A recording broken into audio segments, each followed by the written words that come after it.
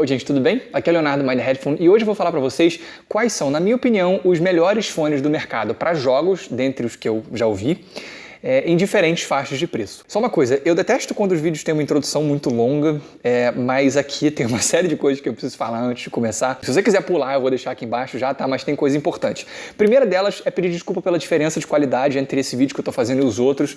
Resumidamente, minha câmera foi roubada, então eu tô tendo que gravar com o meu celular. Mas é melhor fazer isso do que não fazer vídeos.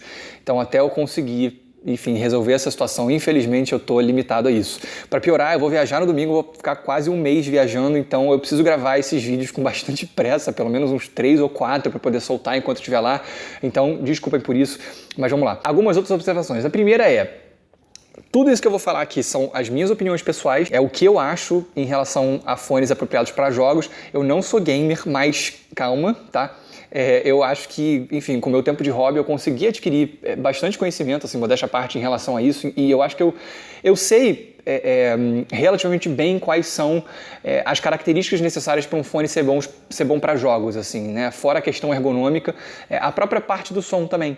Né, assim, você precisa de detalhamento, você precisa de precisão espacial antes de qualquer coisa, e eu consigo ter uma boa noção do que é necessário para isso, jogo FPS competitivo, por exemplo, mas, enfim, tenha isso em mente, sabe? Você pode ou não levar em consideração tudo aquilo que eu tô falando. Outra coisa, eu já fiz alguns vídeos sobre fones para games, num sentido um pouco mais técnico e teórico. Eu já falei sobre por que fones gamers não costumam ser bons e também por que fones 5.1 e 7.1 reais não existem. É sempre uma simulação. Eu vou deixar esses dois links aqui embaixo para esses vídeos para você poder ter uma noção um pouco melhor disso que eu tô falando. Outra coisa é uma recomendação, na verdade, que é um vídeo que o Linus Tech Tips fez sobre fones de ouvido surround. É um vídeo sensacional que ele fez alguns testes cegos. Eu acho que isso é, cara, obrigatório, principalmente se você discordar, né, de coisas que eu já falei aqui.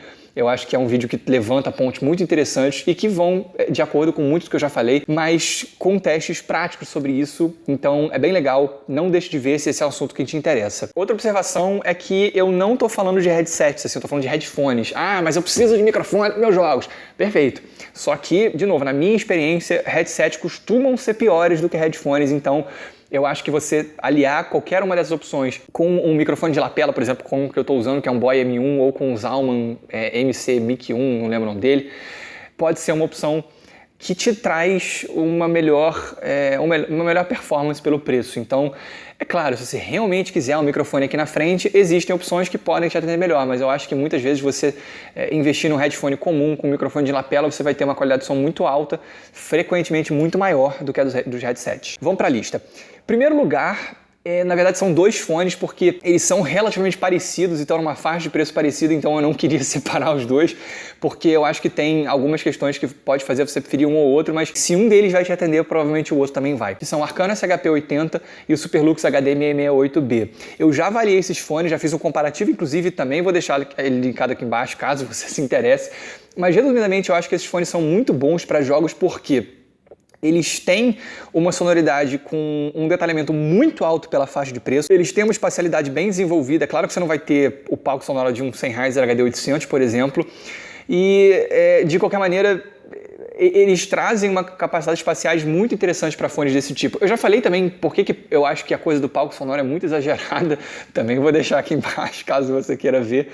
Mas eu acho que, independente disso, é legal para jogos você ter fones com uma espacialidade um pouquinho mais desenvolvida, diferente de um Audio-Technica M50, por exemplo, que é um fone exageradamente claustrofóbico.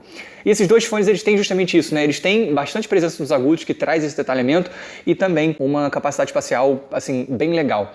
Eu acho que os dois são muito recomendados. O Arcano é mais confortável e é melhor construído, mas eu prefiro a sonoridade do Superlux. Então, vai do que você prefere. A observação é que os dois não são fones tão fáceis assim de tocar. Então, assim, num celular, por exemplo, eles podem ficar baixos.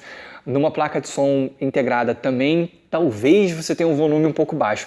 Se esse for o caso, talvez seja interessante você investir no amplificador, por mais que esses sejam fones baratos, porque eu acho que eles são um pouco de uma exceção nesse quesito. Em segundo lugar, é mais difícil, porque eu acho que tanto o Superlux quanto o Arcano, eles funcionam muito bem, apesar dos dois custarem, acho que menos de 300 reais. Cara, até os 600, 700, eu acho que não tem nenhuma opção melhor do que eles para jogos. Então, indo acima disso, tem o Audio-Technica D700X, que talvez nem seja tão bom quanto eles em alguns aspectos, porque é o seguinte, ele é um fone, eu nunca avaliei ele em vídeo, mas tem uma avaliação já em texto que eu fiz, eu vou deixar linkado aqui embaixo também, né, no site My The Headphone.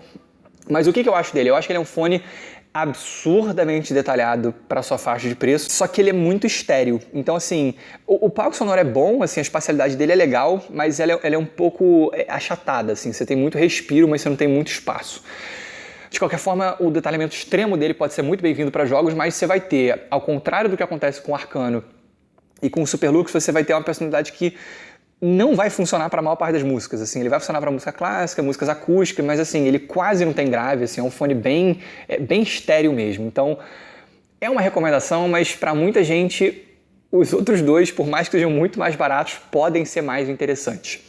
Subindo um pouco a escada, a gente chega no AKG Q701 e aí, na verdade, eu coloco todas as variantes, né? Tem o Q701, o K701, o K702.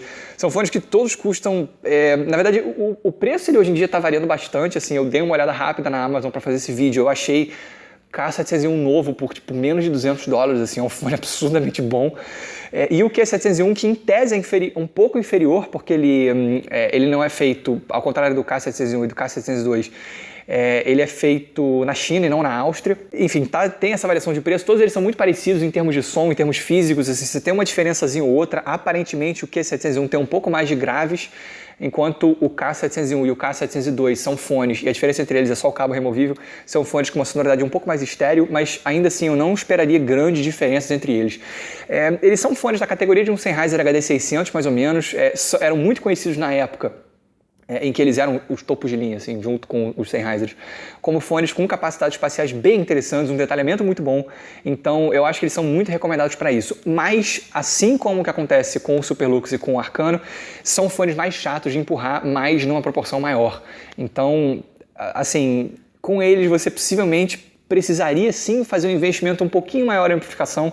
Nada exorbitante, mas assim, eles são fones um pouco mais chatos, mas ao mesmo tempo eles talvez sejam meio que o sweet spot, assim, aqueles fones que, cara, putz, para jogo, gastar mais do que isso é desnecessário, você vai ter o melhor equilíbrio entre desempenho e preço para esse tipo de uso.